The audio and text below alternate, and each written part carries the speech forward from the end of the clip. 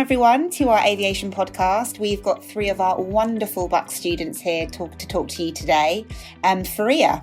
Hi guys, my name is Fareeha. So I'm currently studying a Masters in International Aviation Regulation and Law here at Bucks. And I actually graduated from Bucks last year studying air transport with commercial pilot training. Hi there, my name's Jacob. I'm currently in my second year studying air transport with commercial pilot training, and I'm doing things a little bit differently this year due to the pandemic. I've actually swapped my years round, so I'm doing one of my third year modules and final research project, and then in my third year I'm going to be off doing my pilot training and ATPL theory.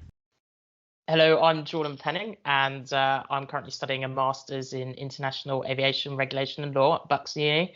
And I was also a recent graduate in last year doing the air transport with pilot training. Okie doke then. So, first question. Jacob, let's put this one to you first.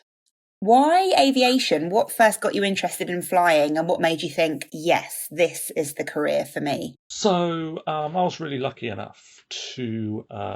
when I was really young, to go abroad a lot on holidays, particularly from London Gatwick to Orlando. Used to do that nearly every year on the Virgin Atlantic, Boeing 747, beautiful aircraft. And I remember one time I was around 10 or 11, I think, and we were sat on the upper deck of the aircraft. Again, I'm not sure why, and we had our grandparents with us. And then they had some mobility issues. So when we landed back into Gatwick, we had to wait for the wheelchairs to come and for them to get down the quite narrow stairs. And while we were waiting, of course, the cockpit is on the upper deck as well. And I saw the captain, and he caught my eye, and he asked me, "Oh, do you want to come into the cockpit and take a look around?" And I was like, sure, like anyone would, because it's such a surreal experience when you step in to the cockpit. And I remember going in, sitting down in the captain's chair, and I remember asking, how fast does this plane go? And he says, 550 knots. And I'm like, sitting there in plain confusion, not knowing what knots were. And I remember to this day, that's how my pilot training, well, not pilot training, but sort of like fascination in aviation came about. But it wasn't until when I was around 16 years old where I just started doing my A-levels. I still didn't really know what I fully wanted to do. I hadn't switched a mind in my head saying that pilot training is what I want to do. I want to become a pilot. So my parents booked me a trial flight for my 17th birthday, and we did it at Booker Aviation, just down the road from Bucks in High Wycombe. And yeah, once I did the trial flight, I enjoyed every moment of it and being in control of the aircraft. And that's when I thought to myself, yes, I think this is the right career for me. Has it lived up to your expectations?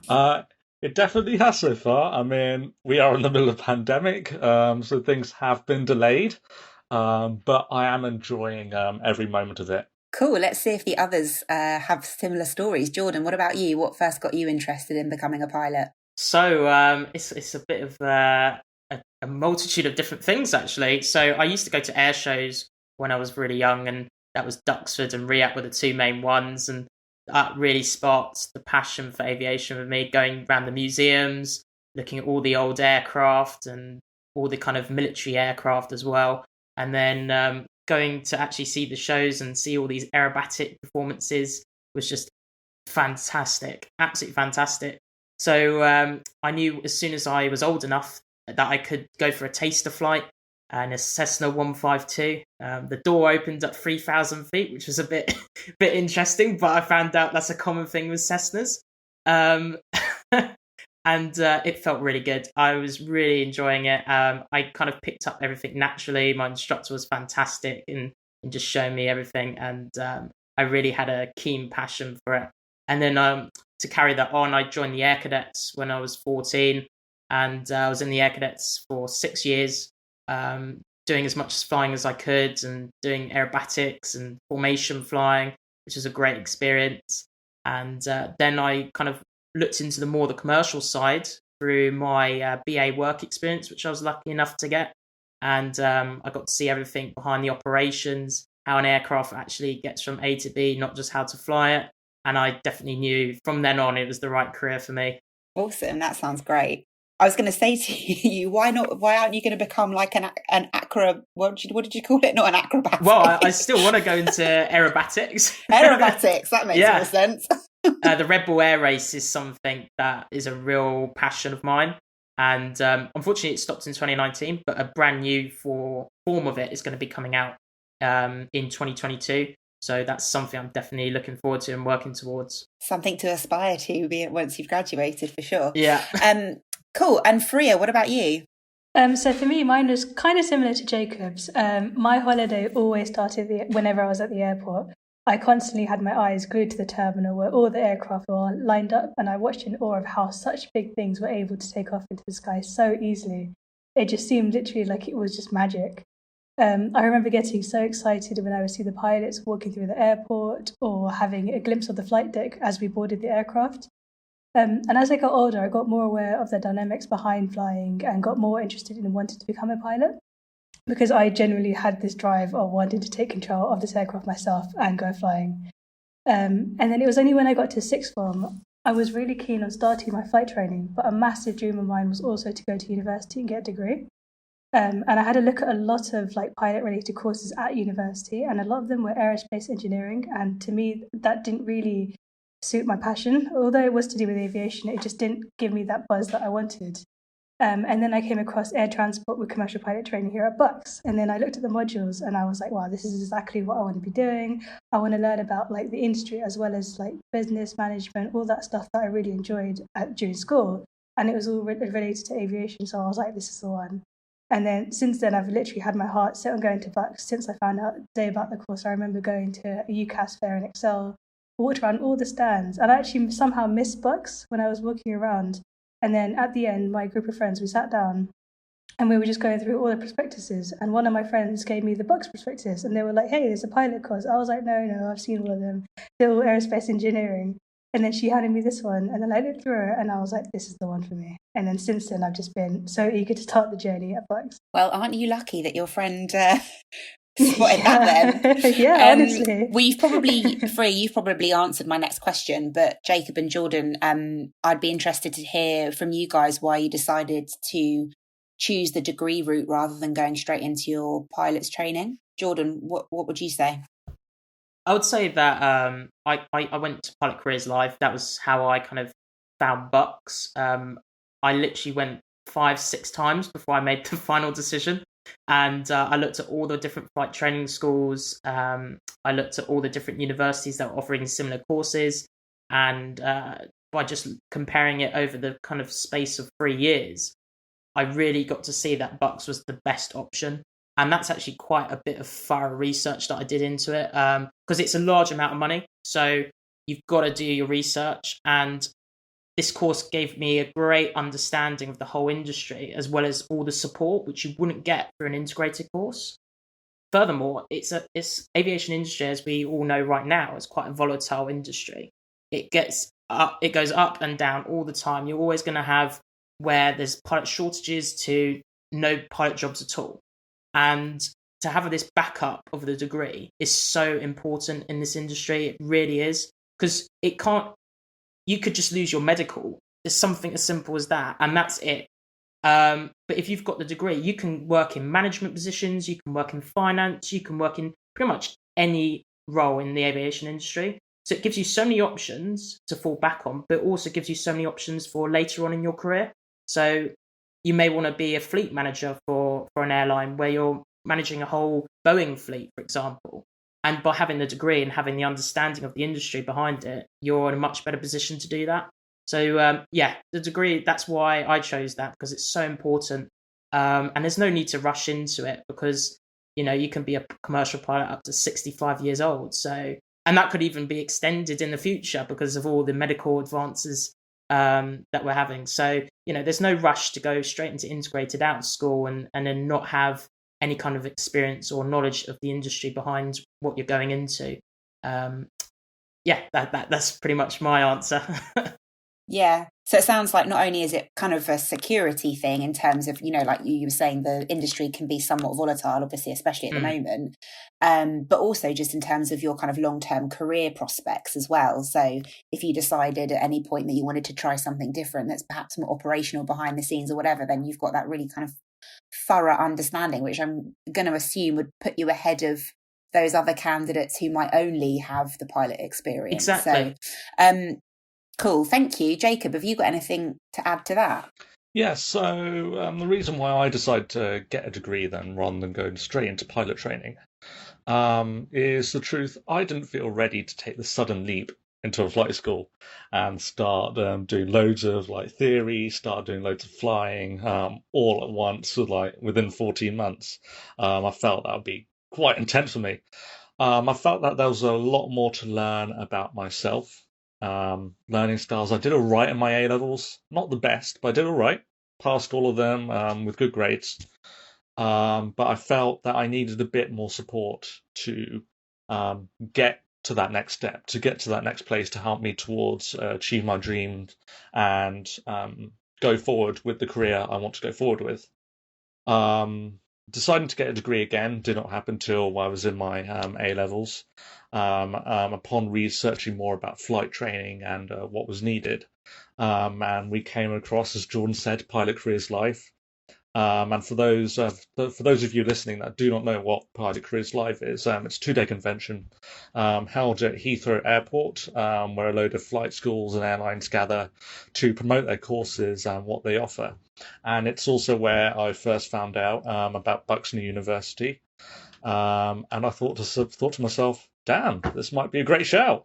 Not only do I learn how to fly and some of the elements of my training go towards my degree, but I also get to learn things about the aviation industry I may not have known by just going through a flight school, as all they focus on is the flight training and learning to become a captain, whereas doing a degree alongside your flight training, you get to learn about airport management, finance, marketing, and all of that.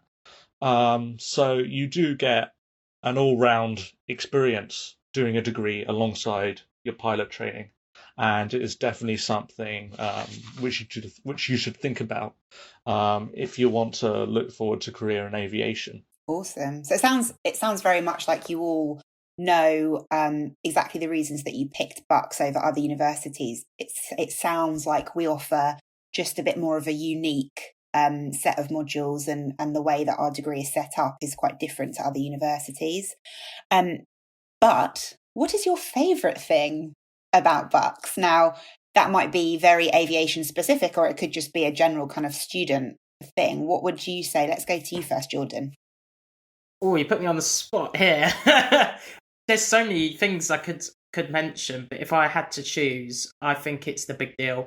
Because with the big deal, you get all the sports, all the societies, and we have one of the fantastic societies, which is the Aviation Society, which offers so much more on top of your degree. And you get to make so many great friends that are all aviation minded, or I'm in the badminton team and I was badminton team captain for a year. So got to meet so many people through that as well. And I'll talk a little bit later on about what the Aviation Society offers in a later question. But yeah, the big deal has got to be the favourite thing for me. Awesome. And also, just for anyone listening, the big deal actually means that all of the societies and activities that we have at Bucks are free, which is quite rare for universities. So another amazing reason to come and study with us at Bucks. Jacob, what do you think? What would you say is your favourite thing about Bucks? I think my favourite thing, and also what's really special about Bucks as well, is the diversity around the whole university, particularly in terms of the international students. So I know people from India, Hong Kong, Italy, South Africa, Thailand, Cayman Islands, even in the Caribbean around there. It's such a diverse university, and I know I'll be making friends for life from people not only in the country, but people around the world. So I cannot wait to go and see them at their own homes over in Hong Kong and Thailand and all those places. You won't even need to be put up in a hotel once you're a captain. You can just be like, it's all right, guys, I've got this. I can go stay at Dave's house. Yeah. Fareeha, what about you? For me, I really love that Bucks is a relatively smaller uni compared to the others. So this really means that we're taught on a really personal level. Like everyone knows each other's on a face-to-face basis. Even the lecturers, like they really got to know and understand how we work. So the support we got was really tailored to us. Like their doors were always open, and whenever we went in to see them, they'd always know what we were struggling with, what we need help with, or how they can support us. And even like group projects, because everyone got on with each other in the class, everyone knew who we were, the group projects weren't as daunting as I thought they'd be. Because for our course, we have a lot of presentations as assignments and stuff. And because everyone's so friendly and everyone knows each other on a personal level, it was just so much easier to work with everyone really nicely. Awesome. Yeah, I mean, that goes for all of our courses, really. It's such a nice little intimate university with small classes. So you do get that personal relationship with your tutors and stuff. So that's awesome. Okay, so what I would really like to hear from you guys about is probably one of the questions that most people listening to this podcast will be considering the most. And it sounds like you guys all did as well when you were thinking about what to do with your careers. And that's the huge investment financially that pilot training requires. So, Jacob, why don't we come to you first on that? What have you got to say about that? Don't even get me started on the question, because it is, it is definitely out of like the top things you have to think about when wanting to train to become a pilot is the financing. How on earth are you going to fund this thing? So for me, one of the good things about pilot training is that you have two routes to go down, and I'll talk about it for a couple of minutes. You have integrated training, and then you have modular flight training. So integrated training is where you spend all of your time and all of your training at one single flight school for one price, and you pay that in set installments. That could be looking to set you back. It depends what flight school you go to. If you go to one of the mainstream ones, you could be looking at 85,000 up to 90,000. Whereas some other place you may get it for like 75,000, but it's quite a lot of money. And you usually get that done in around. You usually get the whole course done in around 14 to 18 months. Again, depends where you do it, how often you fly, and all of that. Then you get to modular training, and now airlines used to only take a look at integrated training, but now they've taken a look at a more broader look, saying, look, it's about the person, not about how you did the training. Modular training is so like you're taking it step by step. You're paying as you go. It's like building blocks. So you've got to do like in the first year of your in the first year of the commercial pilot training degree, you have to complete your private pilot license. And then in the second year, you may go to a different flight school and do your ATPL theory. You have that more freedom to do where you want to do your training, and you can usually do it for a much cheaper cost. You can do it from anywhere in the region, from maybe even 50k even to about 75k. So it is that bit cheaper. It may take longer, as you're doing it at a slower rate, if you have like more financing issues to worry about. But in terms of finance and the value for money, in my opinion, modular is the way to go. And you've got a huge level of commitment to take. Once you start the journey, you've got to see it through to the end, unless you've got financing or medical issues. And one final thing as well is you need to have a supportive family on this journey. That is one thing which I found really helped. A family that backs you 100%, 110% along the way. Thank you, Jacob. That's really interesting. What about you, Jordan? What do you think in terms of the commitment, obviously, that you need to sort of really decide that you're going to do this from the get-go and see it through, like Jacob was saying? What made you feel comfortable with making that decision? So I think the first important thing, as Jacob said, is modular is definitely cheaper than integrated. It could be 50 to 60k cheaper than integrated, because there are some integrated courses that charge up to 120k. At the moment, and for the last maybe 3-4 years, there's been literally no difference in pilot recruitment of modular and integrated students. That kind of thing was a history thing, which was probably about 10 years ago, where they would just hire integrated students. Now, in fact, because of COVID, modular is actually the preferred route, because it allows you the flexibility to kind of deal with what you need to do in terms of jobs and things like that, and also to kind of extend your training a little bit, because obviously there's no airline jobs as such at the end. So the modular route is giving you that increased flexibility. And the only thing that an integrated would get you for 50 to 60k more is to be put into a holding pool. But that holding pool is full of all the pilots with the same license and the same amount of hours, and you're just a number, essentially. Whereas with the modular, they've seen the hard work, the dedication that you put in to try and get to where you want it to achieve. And you've just got to be vigilant, though. You've got to be vigilant to have all your training records easily accessible, nicely put together, not all in different countries and different places, and because otherwise then it makes recruiters' job a lot tougher to get that information. So as long as you're vigilant with that and you're committed, you can do it within the same amount of time as an integrated course. You can do it for 50 to 60k cheaper, and there's literally no downsides to it. And in fact, you will actually get more flying, more practical flying than an integrated course. So those are the three things. And furthermore, with being a Bucks student, you have access to the Air League memberships, which can also help provide scholarships to reduce that training cost even further. So there's flying scholarships, and there's also ATPL scholarships and MCC, which is towards the end of your training. So all of these different things that you can do through Bucks can reduce the cost even further for you. So yeah, it was a no-brainer. Okay, cool. And Fareeha, what about you? Have you got any advice based on your own experience when it comes to that sort of commitment that you need to take? I just wanted to touch, I know that flying training is a huge investment financially, but I also want to touch on the fact that it is still a massive investment of your own personal time, because flying training is not something you can do like on the weekends or as a hobby. When you start your flying training, especially towards doing a commercial license, it requires so much dedication because there's so much to learn, and you have to learn everything to the highest standards. It's not like you can learn something and then forget about it a couple of weeks later. Everything that you're learning is because you're going to be in the control of a flight deck and you're handling an aircraft which has about 500 people behind you. So you're responsible for their safety as well as yours.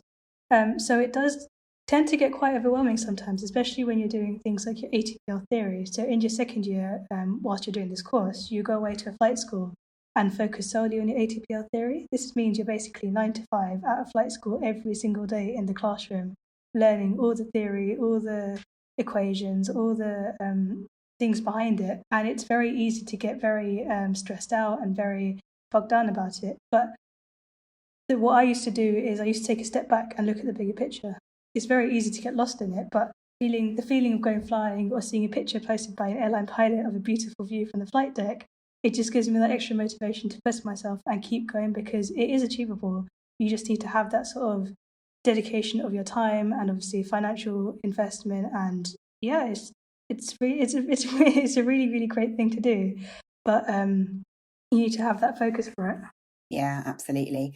And I would suggest that anyone listening who has any questions or concerns about the commitment, financial or other, if you visit our website or speak to our admissions team, then they will be able to help you a bit more with that. Okay, so on to a bit more of a light-hearted one now. Fareeha, what is it like being in the air? And is the reality of flying different from what you expected when you first got into the cockpit before flying started? Honestly, it was better than I thought it could ever be. I didn't really know what to expect because it's such a different thing to do. Like, it's not your normal, I'm going for a driving lesson or I'm learning something what people normally do. I remember having my first lesson at Booker and I was so nervous about the fact he was doing all these things, pressing all these buttons, talking on the radio. And I was like, I'm meant to be learning all of that by myself. I'm going to be flying this plane by myself in a little while.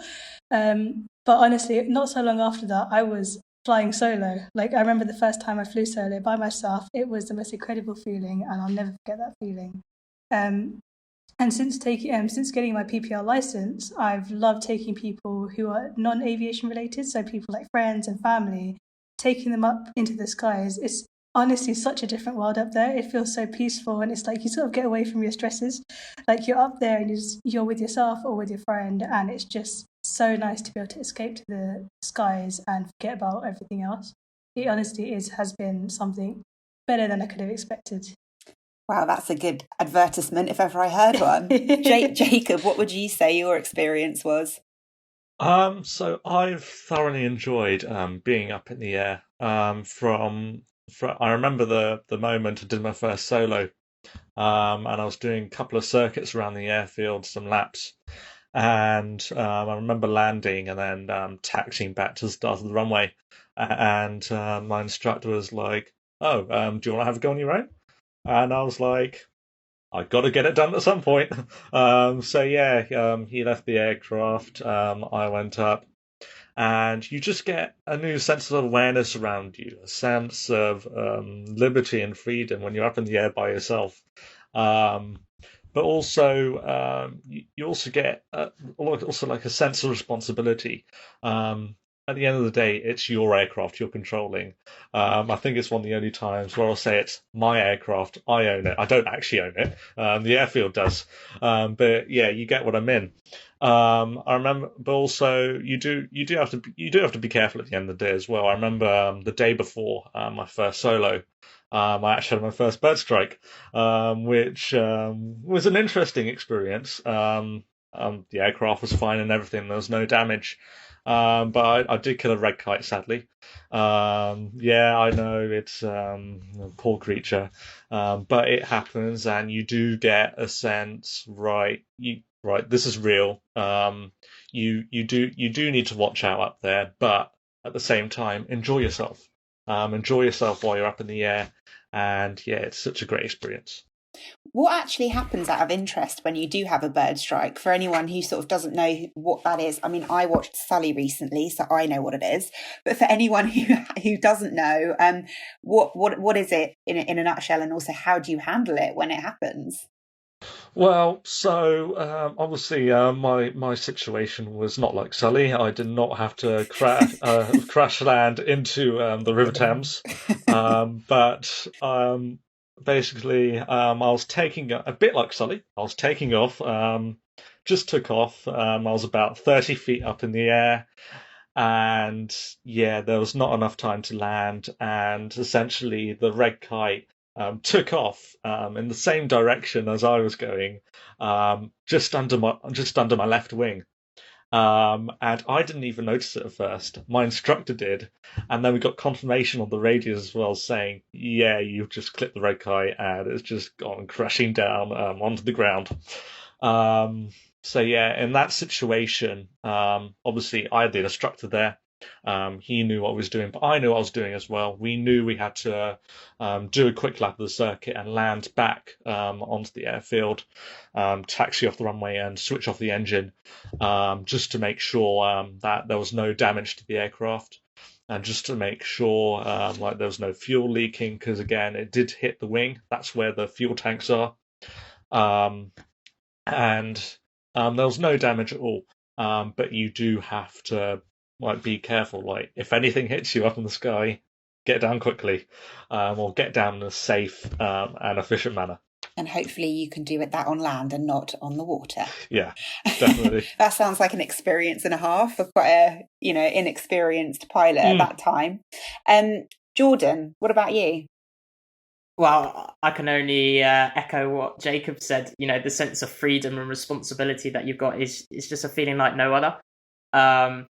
I would say it's all about controlling your mental capacity in terms of your capacity bucket. With anything, if you fill it up and you don't prepare, then it fills up very quickly and then it becomes very stressful. But if you do a lot of preparation beforehand, which is pretty much like 60-70% of aviation is preparation beforehand, then it just feels so great in the air. You feel comfortable, you feel calm. It feels like basically driving a car for like you've been driving it for 10 years, for example. And I always try and challenge myself on every flight. So, maybe next month I'll go a little bit further. I'll try different airfields with maybe a more challenging runway or a challenging landing. And the landings are the thing I thrive for, because that's the best bit in aviation flying, I think. It's never going to be the same. There's always different conditions, different things that are going to affect your landing, crosswinds, rain. The list is endless. So yeah, the landings are fantastic, and trying to keep improving your landings is something that a pilot always does. And as a pilot, you're always learning, and you have to be. As a pilot, this is something you've got to embrace. You've got to love learning. And yeah, that is what it's like for me in the air.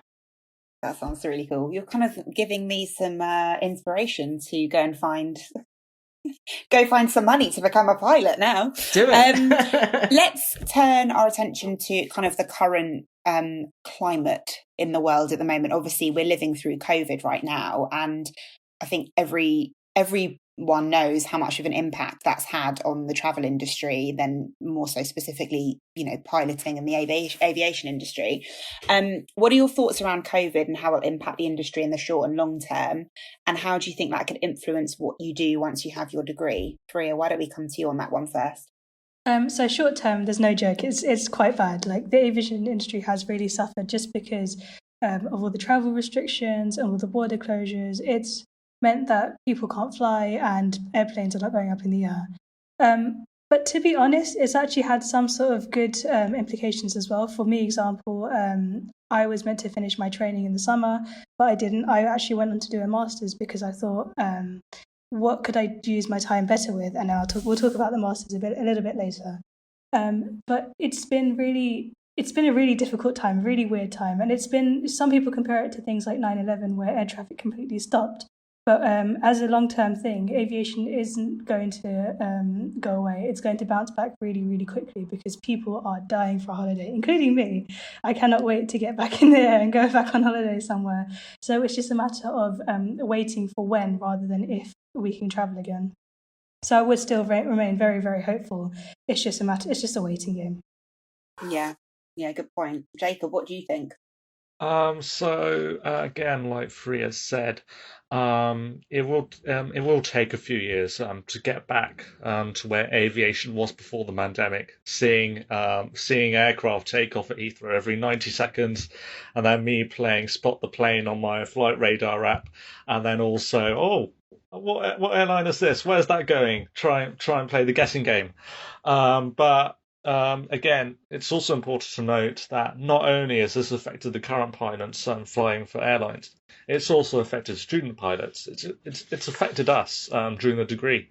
Of course, Fareeha's had to stall her training, and of course she started a master's degree. I had to swap my years round. I wasn't able to complete my private pilot license on time, and I'm still trying to get that now.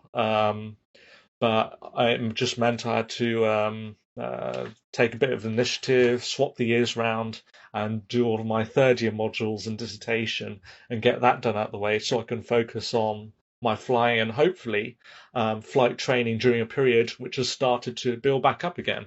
Although things are affected currently, it will bounce back. It may not be the same as it was before the pandemic. I mean, you may see different cockpit and aircraft layouts. You may see a bit more space between passengers in economy class. You don't know what the future is going to hold. But people will go on holidays again. People will take their business trips around the world. And Britain and the world will get flying once again soon. It is great to hear such positivity from you both. And Jacob, it's really awesome to hear how Bucks has been kind of accommodating and flexible in terms of your study and how you've managed to kind of rework that. So that's really good to hear. Jordan, what do you think? What are your thoughts? Well, using my degree knowledge, so just plug it in there. We've had to look at this as part of our course anyway. So I've kind of looked at some of the data that IATA's been releasing, and they're kind of estimating 2024 for when it returns to the 2019 levels that we were seeing. But they also say there's different factors involved. So this is a global issue. So just because the UK is doing well doesn't mean it's going to resolve the whole aviation industry. We've got to wait for every country to have all their vaccines and all those things sorted out. And also, we don't know what's going to happen with terms of other strains. We don't know what's going to happen in terms of the public perception. But there is, as Fareeha said, a massive amount of people that want to go abroad. I personally want to go abroad. I've booked a holiday in September, so I'm hoping that still goes ahead. So, it could be, within the next 2-3 years when it recovers. But then, for it to grow again and grow the way it was in 2019 from 2018, you could be looking anywhere up to 2029. But this is the perfect time, more than ever, to do a degree, because you've got that flexibility with the modular course, as everybody was saying. And it's a 3-year period, so you can let things calm down. You can see what's going to be happening with the aviation industry a lot clearer. And it'll be the best time for when you do finish that to be ready with your license, more than ever, to go and get that pilot job. So I wouldn't let it deter anybody. If you want it enough, you will get it. It's just a matter of when, not if. Yeah, that's a great point. Thanks, Jordan. Fareeha, have you got another point to add? Yeah, I just wanted to echo this, that about the degree thing. I'm so grateful I actually did the degree at Bucks, because I started my pilot journey in 2017. And if I hadn't done the degree, I would have finished all my training probably around 2019, early 2020. And that is exactly when the pandemic hit. So if I hadn't done the degree, I would have been left with a flying license, no flying jobs, nothing to help me go forward. And because I've done the degree, I've actually managed to get a graduate role at the university short term. And it's been really, really great, because all the stuff we learnt during the degree, it's been really, really useful to use elsewhere, not just obviously in aviation, but in different organizations and different job roles as well. So it's been a really, really good decision that I've made. I'm really happy that I did. I'm just going to add quickly as well is I started the degree just towards the end of 2019. I'm glad I chose to do the degree now. I'm glad I didn't do the integrated route. Well, one, I didn't have the funds, and two, again, I didn't feel ready. So I'm glad I made that decision to do the degree at Bucks and take the modular route. So there you go. I think what we're saying basically is, for anyone listening who has nerves around what the future of the aviation industry looks like and whether or not studying a degree is the right choice, it sounds like it's the perfect choice, because we all know that at some point the aviation industry is going to be booming again. And in the meantime, why not become fully prepared to get into that industry with lots of options available to you? Okay, so I think because of COVID, it is sometimes easy to forget the other thing that has been taking over lots of our headlines in this country over the last few years, and that's obviously Brexit. Jordan, why don't you let us know what advice you would have for international students when it comes to choosing the right kind of pilot's license, given everything we're dealing with Brexit at the moment? Yeah, so there's been a lot of changes, and what I'm trying to do is work to try and make it clearer what those changes are to people. So what I would always advise people to do is first look at where you have living and working rights. So obviously with the UK no longer being part of EASA, we don't have the free movement of people. So it's going to be hard to get jobs within the EU if you've just got a UK passport, because EU airlines will want to hire EU nationals, and that's just the way it's going to be. We don't know how long that's going to be like that, because they are working on agreements and trying to make it much more accessible in aviation, but we don't know when that's going to be. So for the time being, this is all I can kind of recommend. So if you've got a UK nationality, you've got a UK passport, then whether you want to work in UK or Europe, if you want to work in UK, it's clear. Just get a UK license, work towards that. If you want to get a European license and you've got a UK passport, then what you're going to have to try and do is see if any airlines will sponsor you for that visa to have that living and working rights. Also, with EASA training in the UK, you now can't complete all of it in the UK. You have to go and do your IR, your instrument rating test, in a European country, because the UK no longer counts as European airspace. it's a ridiculous rule, but unfortunately that is the implications of it. So if you're planning on doing EASA training here in the UK, you will need to be prepared to go elsewhere in Europe to finish off that part of the training. Now, if you're in Europe and you've got European passport and you've got the European living rights, then you can't work in the UK or unless you've got a visa in the UK or you've got the living and working rights in the UK, you can only work in Europe. So obviously, the easy question, the easy answer is to complete the EASA training route and get your EASA license. If you want to do the UK route, if you haven't already had to apply for the EU settlement scheme before the 30th of June, or you can undertake a UK license training, but then you've got to be on the basis that UK pilots are going to be hired first. So it's going to be unlikely that you're going to get that UK visa. So these are the kind of different routes. I hope that kind of makes sense. But I've created a flowchart because it's a lot simpler to show it via a flowchart, I think. And as I said, it's always constantly changing. I'm in talks with the CAA in regards to this.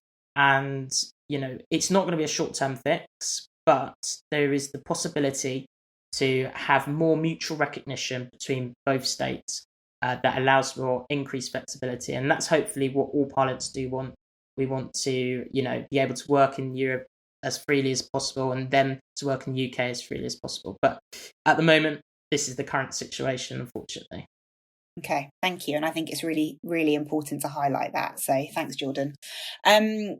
Jacob, question for you, because I know that you have previously written a blog about our Aviation Society. So I want to hear from all of you, but Jacob, coming to you first, tell us a bit about it. So the Aviation Society here at Bucks University, it's a free society to join, just a big deal, where all societies are free to join, and it's open to anyone. You don't have to be doing an aviation course to do it. If you like planes, join up. Essentially, the society organises guest speakers and has been doing that quite a lot recently because we can't go anywhere. We usually do trips to British Airways headquarters, Luton Air Traffic Control Tower, RAF Museum in Hendon, and a load of other places as well. And the society, I'm pretty sure Jordan will talk about that more, but we also have partnership with Royal Aeronautical Society and the Air League as well. And also this blog site as well called The Final Approach, which I regularly write blogs for as well. So we have got lots of links with different societies, and it's just a great society to be a part of, and we are accredited as well. So we do get a bit of extra funding for trips and events to host. I'm not sure if Jordan has anything else to add. Well, you pretty much summed it up perfectly. I chaired it in the 2019 to 2020 season, if they call it a season. Unfortunately, COVID did hit towards the end. There was a lot more things that we wanted to achieve. But in that time, when COVID wasn't around, as Jacob said, we went to Waterside, the British Airways headquarters. We went to the EasyJet operations room, and we even went to RAF Norfolk. These are places that the public do not get to go into. And as you're an integrated student, you will not get to go into. So this is, again, a huge benefit of joining Bucks, because we're able to open up all these opportunities to really get an insight into every part of the career: military, commercial, cargo, you name it. And we've got obviously loads of guest speakers this year during the lockdown kind of period, where we're trying to make the best of what we can. And we've also got a thing called Aero Challenge, which is a competition once a year. It's held by the Royal Aeronautical Society, and all the universities, all the kind of aviation companies, engineering companies, all go against each other in one massive quiz, essentially. They managed to get every single thing aviation related. There's a music round, there's a picture round. It is crazy. But we always submit a team to that Aero Challenge every year, and that's a fantastic way of promoting what we're doing at Bucks to the rest of the industry. And it's a great networking event as well. And then, as I said, with the Air League, we're partnered up with them. You get to attend all those kind of trips and networking events as well through them, and opens up all the scholarship opportunities that I spoke about earlier. And it's just endless. It's a fantastic opportunity. And anyone in aviation should join the Aviation Society. It's completely free. I suppose one other thing as well, just to mention, is that Buxton University is partnered up with the Oxford University Air Squadron, and essentially it's like a society, but it's a lot involved, like towards more the military side, learning about leadership, teamwork, going camping, going abroad even. Well, we can't do that right now, but we also get free flying involved, flying the Grob tutor out of RAF Benson. Doing a load of aerobatics and learning a different type of flying on top of the flight training that you're going to be doing. It doesn't count towards your hours, but it's still experience. You're still learning to fly an aircraft. So that's another really good initiative that Buxton University has recently agreed upon. And you get paid as well. I think it's like £3.50 an hour, but you get paid to fly. Wow. What? Where can I sign up? £3.50 an hour? Tax what will free. You buy? Might be all right if you were going to Australia. Fareeha, have you got anything to add about the Aviation Society or any of the other societies, or any extracurriculars that you might want to flag at this point? Yeah, I just wanted to echo what Jordan and Jacob said about the Aviation Society and all the opportunities there are. I remember in my third year when we went to RAF Northaw, I was already in shock because it's something that's not open to the public. It's something that you drive past, but you just see all the barriers against, and it's like there's a military and it's high security. And we were going through airside, we were driving through all the taxiways and everything. And then I remember they took us on a tour around the hangars and stuff. And I still will never forget this. I sat in the Queen's seat. So she goes in a private jet, obviously, when she flies around.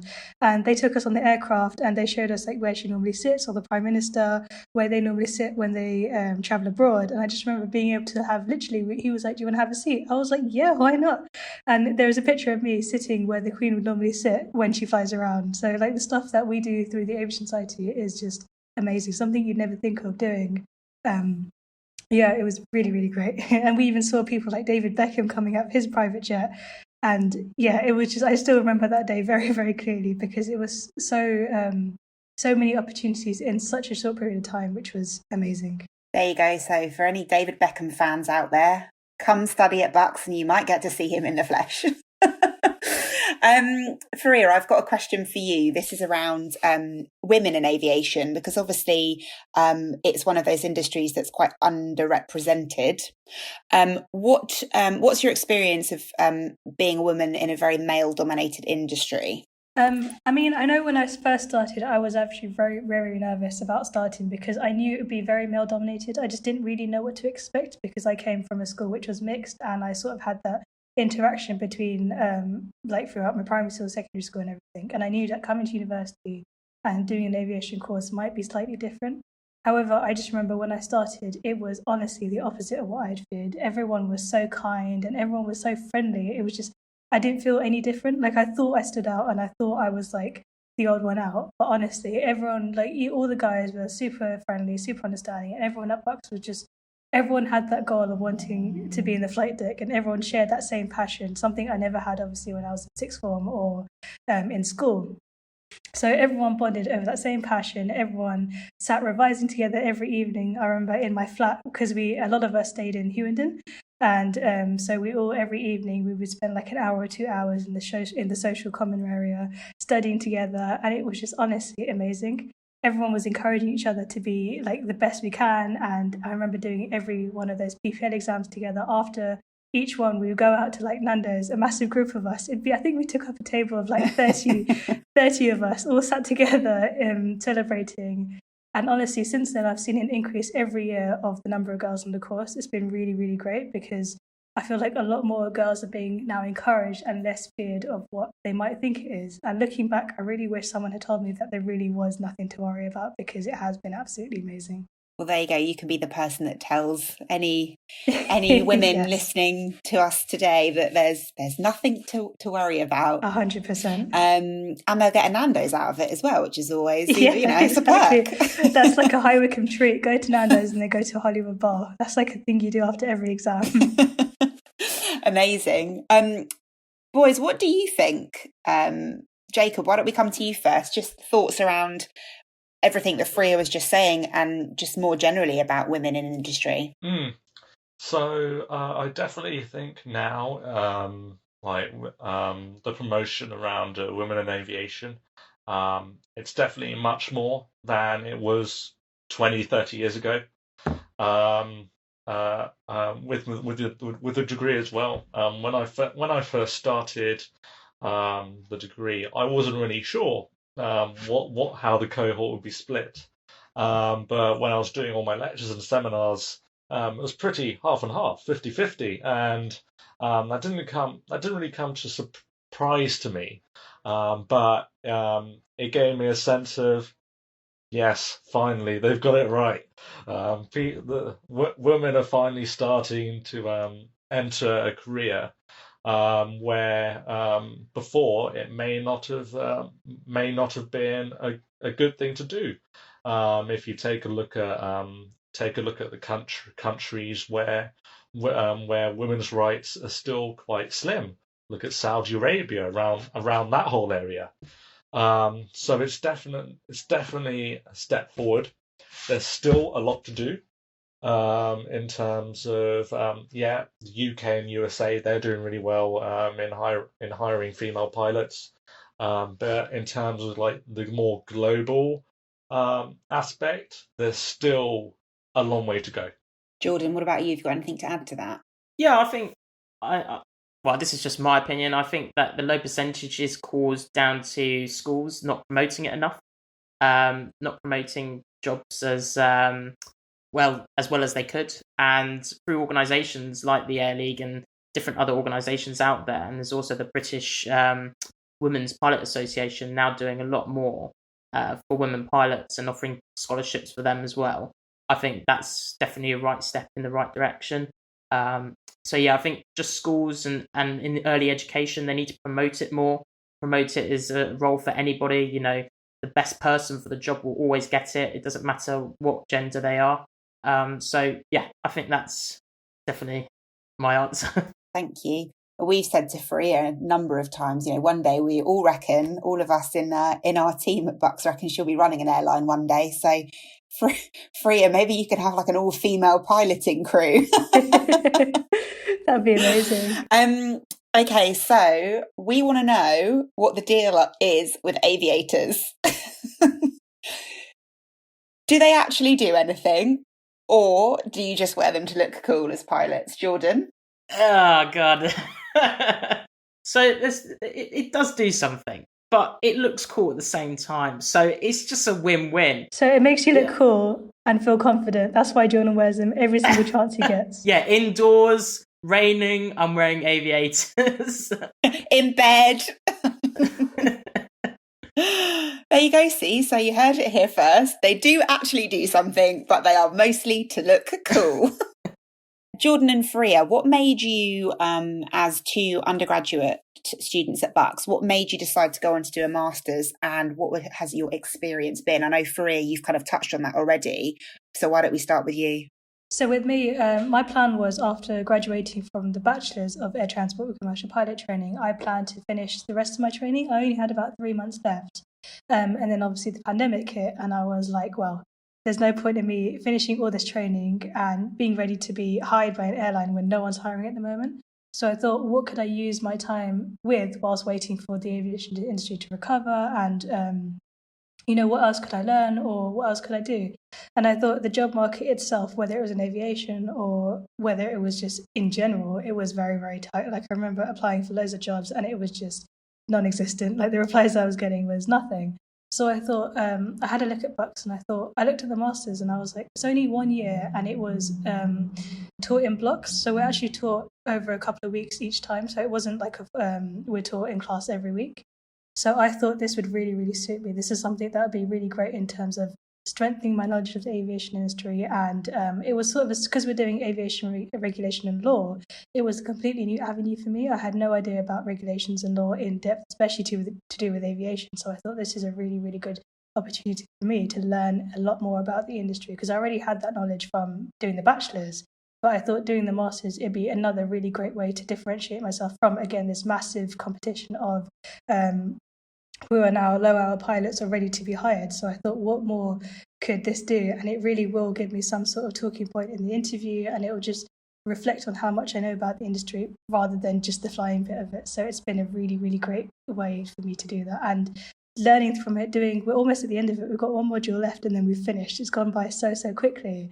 I've learned so much that I never even would have thought of. Like, we learned about regulations of airlines, airports, airspace, literally everything. We even did a module on self-development and personal development, and it opened my eyes to a lot, and I'm really, really happy that I did do it. Cool, thank you. What about you, Jordan? So yeah, I'm a little bit in the same boat as Freya. I was looking to do my commercial pilot training, but then obviously the pandemic hit, and I always knew that I wanted to work in aviation regulation, because my dissertation last year, it was on colour vision regulation for commercial pilots, and I've been working heavily on that, and also pilot licensing in the EU exit part as well. So I'm always in constant communications with the Department of Transport and the UK CAA on this, and I always knew that I wanted to work in policy and regulations in the future. But I was always thinking, okay, I'll do my commercial training, and then after I'm in the aviation industry for a few years, then I'll do my master's. But this just opened up at the perfect time. This was the perfect opportunity for me to do it. There was no point in doing the training and then, having no jobs to go to straight after. This master's was the perfect time, and I just took it, and it's been fantastic ever since. And it's really enhanced my knowledge about different other parts of the regulation that I didn't know about originally. So as Freya said, airport regulations, I had no idea the amount that went into airport regulations. So yeah, it was just fantastic, a fantastic choice that I made, and I really am enjoying it. Amazing. So Jacob, what do you reckon? Tempted by a master's? For me, it's waiting on seeing what the industry is like, the state of the industry, because hopefully by the time I complete my degree in pilot training, there'll be pilot jobs out there. If not, then I'll take a look at my options. But again, it's down to the state of the industry and what's going on at that moment. It's good to know the options are there, though, right? Yeah, it definitely is. Yeah. Guys, you've been awesome today. I've really enjoyed hearing more about the aviation courses at Bucks and the industry, and your guys' motivation and inspiration and everything like that. So one thing I want to finish on is, if you could give one tip or send one message to anyone listening to this podcast today around studying at Bucks or a career in aviation, what would that one thing be? Fareeha, why don't we start off with you? I would definitely say, do not let your fears hold you back, because 9 times out of 10 you're going to look back and you think, I'm so glad I did this.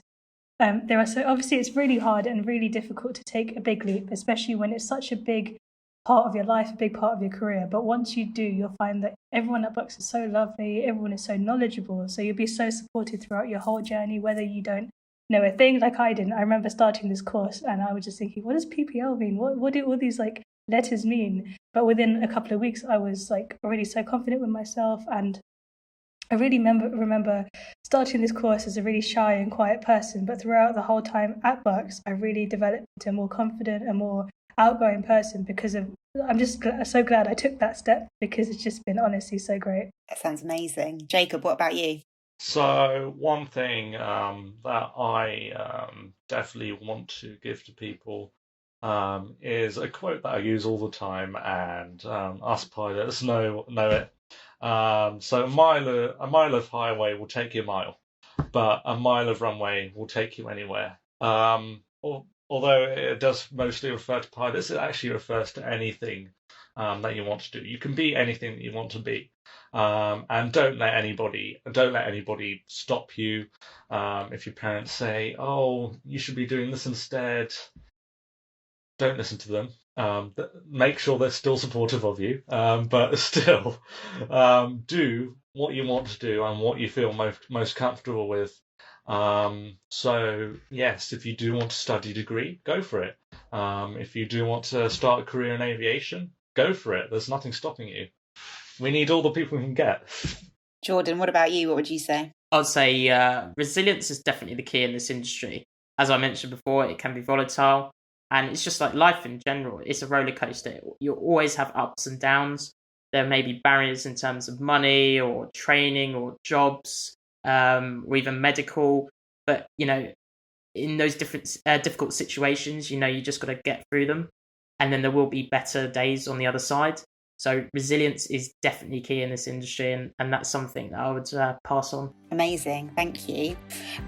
Guys, it's been an absolute pleasure. Thank you so much to Jordan, Jacob and Fareeha today for taking our time to listen to me yabber on and ask some of those questions that no doubt people will find interesting to hear your answers to. For anyone listening who wants more information, please head to our website, bucks.ac.uk, and you can find out more information about all of our aviation courses there. That's all we've got time for. So thank you so much, and we'll see you soon.